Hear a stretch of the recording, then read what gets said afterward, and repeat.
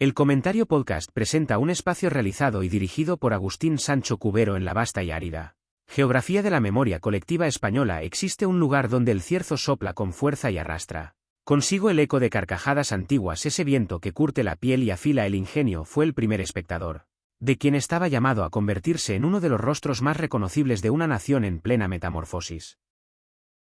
Esta es la crónica de un hombre que nació con la mueca dibujada en el alma y el ritmo en las venas, un hijo de la posguerra que supo transformar el hambre de éxito en un banquete de aplausos y que con el paso de las décadas se erigió como un espejo cóncavo donde una sociedad entera se miraba para reírse de sus propios complejos. La historia comienza en Zaragoza bajo el cielo plomizo de un invierno de 1945, cuando el mundo aún se sacudía el polvo de la contienda mundial y España trataba de reconstruirse sobre sus propias ruinas. En ese escenario de escasez y esperanza nació Fernando Julián Esteso Ayue, un niño que no tardó en comprender que la vida era un escenario y que el mejor modo de transitar por ella era haciendo que los demás se olvidaran de sus penurias. Desde sus primeros pasos se intuyó que aquel muchacho no estaba hecho para la quietud de los oficios grises ni para el silencio de las bibliotecas. Su padre baturro de pura cepa y su madre le inculcaron el amor por la tierra, pero fue su propio instinto el que le guió hacia las candilejas. Apenas levantaba un palmo del suelo cuando ya imitaba a los grandes de la escena, emulando gestos y voces con una precisión que asombraba a los vecinos del barrio. No era solo un niño gracioso, era un observador minucioso de la realidad, capaz de capturar la esencia de un personaje y devolverla deformada por el prisma del humor. Su debut no se hizo esperar y siendo todavía un infante ingresó en el mundo del espectáculo como payaso, un oficio noble y antiguo que le enseñó el valor de la risa inmediata y la crueldad del público que no perdona el aburrimiento. Aquellos primeros años fueron su escuela, una universidad ambulante donde aprendió a maquillarse el rostro y el alma, a encajar los golpes y a levantarse con una sonrisa pintada. Con la adolescencia llegó el traslado a Madrid, la gran urbe que prometía gloria a quienes tuvieran el valor de conquistarla. La capital era un hervidero de sueños y fracasos, un laberinto de teatros, de variedades y salas de fiestas donde se decidía el destino de los artistas. Fernando, armado con su vis cómica y una inquebrantable fe en sí mismo, se lanzó a la arena. No tardó en destacar por su versatilidad, pues no solo era capaz de hacer reír con la palabra, sino que dominaba el arte de la canción y el baile, moviéndose con una agilidad que contrastaba con su figura cada vez más rotunda. Eran tiempos de café teatro, de noches largas y humo denso donde el contacto con el público era directo y a veces brutal.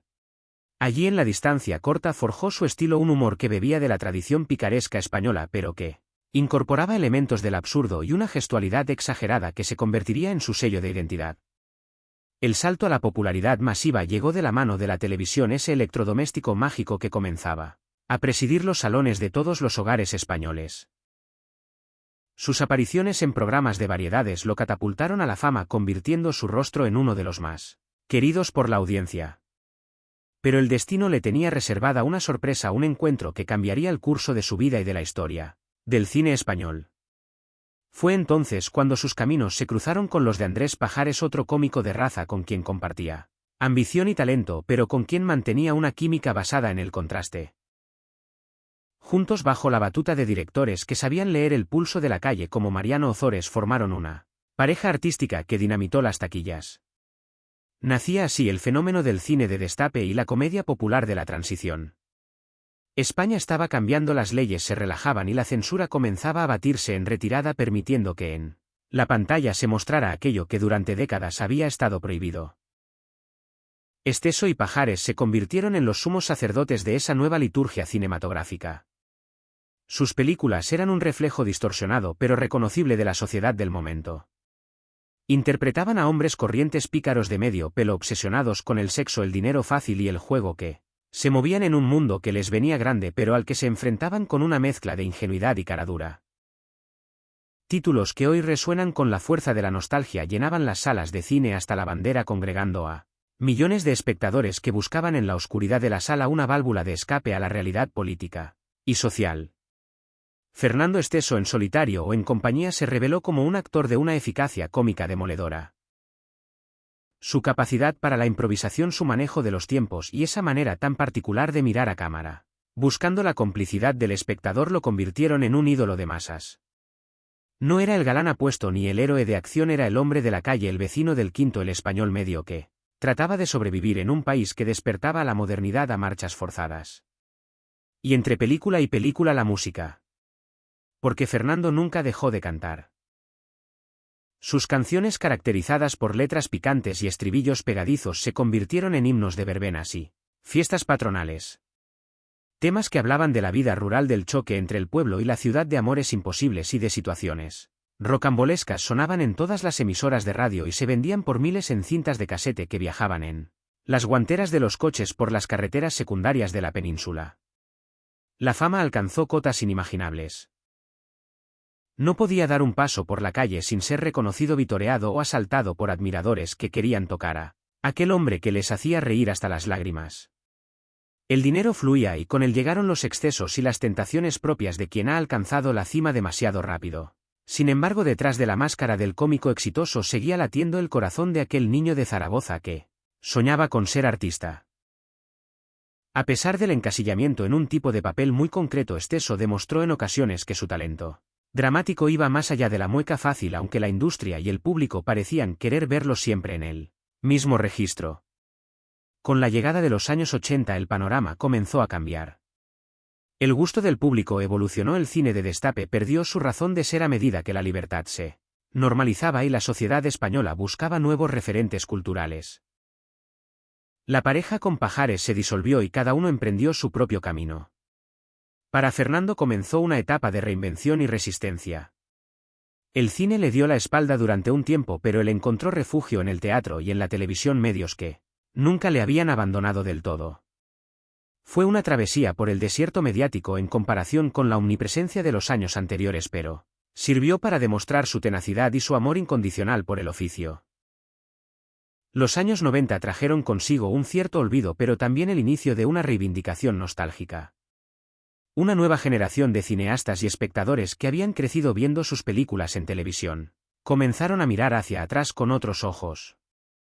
Ya no se juzgaba su cine solo por su calidad técnica o sus guiones a veces apresurados, sino por su valor sociológico y su innegable capacidad de entretenimiento.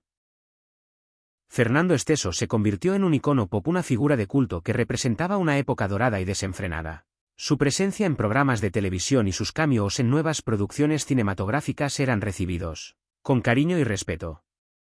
El nuevo milenio lo encontró convertido en un veterano de la escena, un superviviente que podía mirar atrás con la satisfacción del deber cumplido. A pesar de los altibajos de los problemas personales y de salud que a veces ocuparon los titulares de la prensa rosa, por encima de sus logros artísticos, Fernando mantuvo siempre esa chispa en la mirada, esa rapidez mental que le había caracterizado desde niño. Volvió al cine de la mano de directores que le admiraban, demostrando que quien tuvo retuvo y que la comedia es un arte que no entiende de edades. Recibió homenajes y premios que reconocían su trayectoria no solo como actor cómico, sino como parte fundamental de la educación sentimental de varias generaciones de españoles. Su figura trasciende la pantalla. Fernando Esteso es el símbolo de una España que ya no existe, pero que sigue viva en la memoria. Una España de bingos y salas de fiestas, de veranos eternos y coches sin aire acondicionado, de familias numerosas y sueños modestos. Su risa es la risa de un país que aprendió a reírse de sí mismo para poder avanzar. En cada gesto, en cada frase célebre que ha quedado grabada en el acervo popular, reside la esencia de un artista total que supo captar como nadie el espíritu de su tiempo. Desde aquel niño que imitaba voces en Zaragoza hasta el anciano venerable que recibe el aplauso cálido de un teatro, hay un hilo conductor: la pasión por entretener, la necesidad vital de provocar una emoción en el otro. Hoy, al repasar su vida, vemos más que una biografía de datos y fechas. Vemos una novela picaresca moderna, un relato de ascenso, caída y redención. Vemos a un hombre que ha sido payaso, actor, cantante y showman, pero que por encima de todo ha sido y es un trabajador incansable del espectáculo. Su legado no se mide en premios de la Academia ni en críticas sesudas, sino en las horas de felicidad que regaló a millones de personas que gracias a él pudieron olvidar por un momento sus problemas y entregarse al placer sencillo y sanador de la carcajada. La historia de Fernando Esteso es en definitiva la historia de nuestro propio reflejo en el espejo del tiempo. Una imagen que nos devuelve una sonrisa cómplice y un guiño pícaro, recordándonos que a pesar de todo la vida merece ser vivida con humor. Y así, entre bambalinas y recuerdos, la figura de Fernando se agiganta. No como un monumento de piedra fría, sino como un ser humano de carne y hueso con sus luces y sus sombras que entregó su vida a la noble causa de la alegría. Los teatros que pisó guardan en sus tablas el eco de sus pasos y las pantallas que proyectaron su imagen conservan la vibración de su energía. Quizás el viento del cierzo siga soplando en Zaragoza, pero ahora lleva consigo también la leyenda de aquel hijo pródigo que conquistó el corazón de un país entero a golpe de humor. Su nombre está escrito con letras de neón en la historia del espectáculo español y su influencia perdura en cada cómico que se sube a un escenario con la intención de hacer reír. Porque al final, cuando se apagan las luces y baja el telón, lo que queda es la sensación de haber compartido un viaje único e irrepetible de la mano de un genio inclasificable. Su discografía, aunque a veces eclipsada por su filmografía, es otro testamento de su ingenio. Canciones que eran crónicas sociales en miniatura, sátiras mordaces envueltas en melodías populares que todo el mundo podía tararear. En ellas Esteso retrataba arquetipos y situaciones con una agudeza que a menudo pasaba desapercibida bajo la capa de la chanza. Era un cronista de la realidad a pie de calle, un sociólogo con micrófono que sabía poner el dedo en la llaga sin que dejara de parecer una caricia. Esa dualidad entre lo grotesco y lo entrañable es lo que hace que su obra perdure y resista el paso del tiempo, mejor que la de muchos contemporáneos que se tomaron demasiado en serio a sí mismos. La relación con el público fue siempre su mayor tesoro. Nunca miró por encima del hombro a quien pagaba una entrada para verle.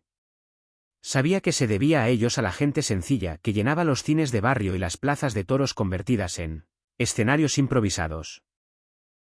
Esa humildad, esa cercanía fue la clave de su longevidad artística.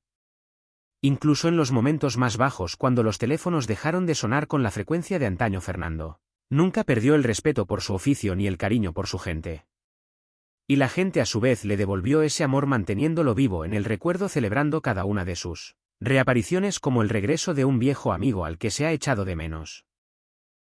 Es fascinante observar cómo su figura ha sido revisitada y revalorizada con el paso de los años. Lo que en su momento fue tachado por la crítica elitista como subcultura o cine de baja estofa hoy es objeto de estudio y análisis. Se reconoce en su trabajo y en el de sus compañeros de generación una libertad creativa y una falta de pretensiones que resultan refrescantes en tiempos de corrección política y productos prefabricados. Esteso era auténtico, orgánico, visceral. Su humor brotaba de las entrañas y conectaba con las entrañas del público. No había filtros ni artificios, solo la pura y dura voluntad de divertir. En la madurez de su vida, Fernando Esteso se nos presenta como un patriarca del humor, un testigo privilegiado de una época irrepetible. Sus anécdotas son capítulos de la historia de España, sus vivencias son lecciones de vida. Ha visto cambiar gobiernos, caer regímenes, nacer y morir modas, pero él ha seguido ahí, incombustible, fiel a sí mismo y a su público. Su rostro, surcado por las arrugas de la experiencia, sigue conservando la expresividad de aquel niño prodigio y su voz, aunque quizás más grave por el paso del tiempo, sigue teniendo el poder de convocarnos a la fiesta. Recordar a Fernando Esteso es recordar las tardes de domingo en el cine, las cintas de vídeo alquiladas en el videoclub del barrio, las risas compartidas en familia frente al televisor. Es recordar una forma de entender la vida más despreocupada, más lúdica, menos cínica.